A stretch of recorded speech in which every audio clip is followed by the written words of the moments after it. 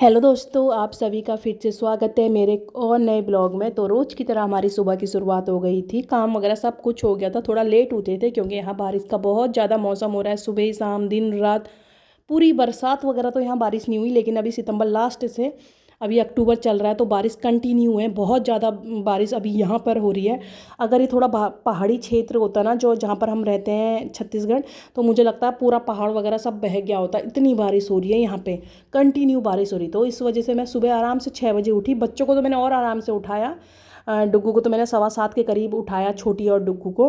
मैंने कहा बारिश है तो क्या करेंगे, मतलब बाहर जाके खेलना कूदना कुछ है नहीं, तो मैंने आराम से उठाया। तो सारा काम वगैरह जब मेरा हो गया था, पूजा पाठ वगैरह, उनको उठाने के बाद नहला धुला के यहाँ पे मैंने दोनों को नाश्ते में फ्रूट मतलब काट के दिए। मैंने कहा नाश्ता वगैरह मैं कुछ बनाऊंगी नहीं, आज तुम फ्रूट खाओ, कभी कभी फ्रूट्स भी नाश्ते में खाना चाहिए। डुग्गू बोला था बस मैं ड्रैगन फ्रूट खाऊंगा, सेब वगैरह मैं कुछ नहीं खाऊंगा। मैंने कहा दोनों ही खाने चाहिए। मैंने कहा सेब हमारी हेल्थ के लिए बहुत अच्छा होता है। ऐसे करके उसको पटाया डुग्गू को, तो मान गया था वो।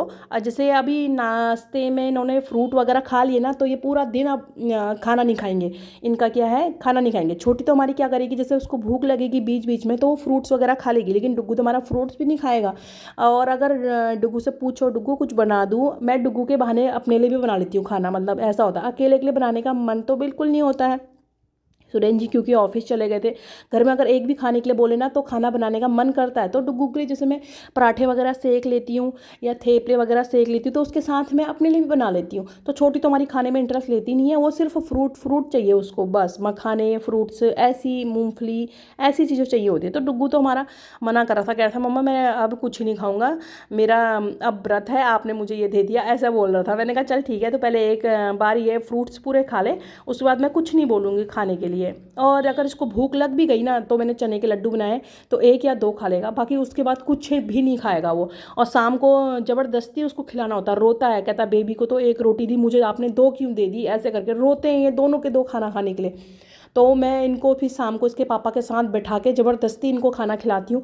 तो मतलब धमकाती हूँ कि नहीं तो पापा डांटेंगे, पापा डांटेंगे, ऐसे करके इनको ऐसा बोलती हूँ। तब जाके डुग्गू हमारा शाम को खाता, नहीं तो खाना खाने के लिए पता नहीं क्यों मना करते हैं ये। और सुबह तो डुग्गू को हमारे 7 बजे चाहिए नाश्ता, चाहे उसमें आप रोटी दे दो उसको, चाहे फ्राइड राइस दे दो, लेकिन मीठी चीज़ नहीं खाता है सुबह नाश्ते में। मतलब अभी तो जैसे फ्रूट तो खा रहा है, जैसे हलवा खीर ये चीज़ें नहीं खाएगा सुबह नाश्ते में।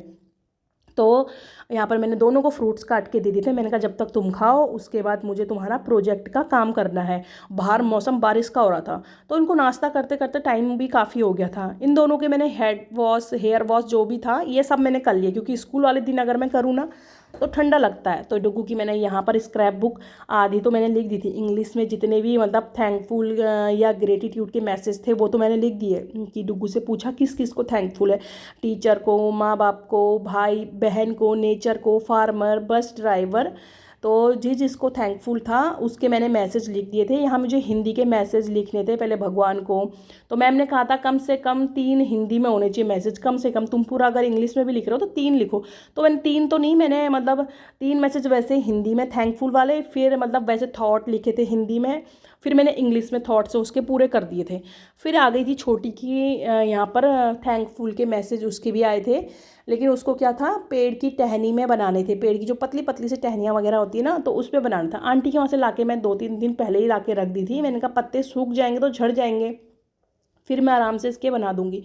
यहाँ पर मैं सोच रही थी दूसरे तरीके से बनाऊँ, आइडिया तो बहुत थे, लेकिन हमारी छोटी रखती नहीं है, तोड़ फोड़ कर देती। तो डुग्गू ने कहा मम्मा इसके लिए ऐसी ही बनाओ, नहीं तो ये झड़ा देगी सारे, अगर आप इसमें वो करोगे तो ज़्यादा क्रिएटिविटी मत दिखाओ, इसके उसमें ऐसी बनाओ, ऐसा बोल रहा था मेरे से। मैंने कहा ठीक है। तो फिर ऐसे भी ठीक लग रहे थे, पत्ते के शेप में मैंने ये कलरफुल इसके पेपर काटे हुए थे। नीचे मौली से मैंने टाई कर दिया था। रिबन लाई तो नहीं है, गई तो थी स्टेशनरी की दुकान, लेकिन रिबन नहीं लाई। तो यहाँ डुग्गू की पूरी बुक मैंने कंप्लीट कर दी थी। यहाँ पर मुझे स्टिकर्स वगैरह लगाने थे। स्टिकर लेने ये खुद गए थे दोनों के दो, लेकिन ये स्माइली और स्टार के अलावा कोई स्टिकर नहीं लेके आए। बुक को सजाने के लिए मैंने बोला था ग्लिटर वाले पेपर वगैरह लाना, लेकिन कुछ लाया नहीं, अपने पापा के साथ गया और ये उठा लाया। पहले तो ये स्क्रैप बुक के मतलब बदले टेस्ट की कॉपी उठा के ला गया था। फिर ये सुरेंद्र जी सैटरडे की शाम को दोनों को लेके गए, तब मैंने कहा स्क्रैप बुक दूसरी होती है वो लेके आना। फिर मैंने कहा तुम्हारा काम धंधा सब हो गया, पढ़ाई कर लो, मैं किचन में कुछ काम कर लेती हूँ। तो यहाँ पर दोनों का जो भी प्रोजेक्ट का सामान के लिए लाए थे ना हम सामान, ग्लिटर पेन वगैरह, वो दोनों आपस में बांट रहे थे। और फिर छोटी को आजकल हमारी पेन से लिखने का इतना शौक चढ़ रहा है, डुग्गू लिखता है पेन से कई बार, तो उसको भी शौक चढ़ रहा, अपने पापा से ग्रीन पेन मंगवा के यहाँ पर अपना काम कर रही थी स्पेलिंग नंबर्स की।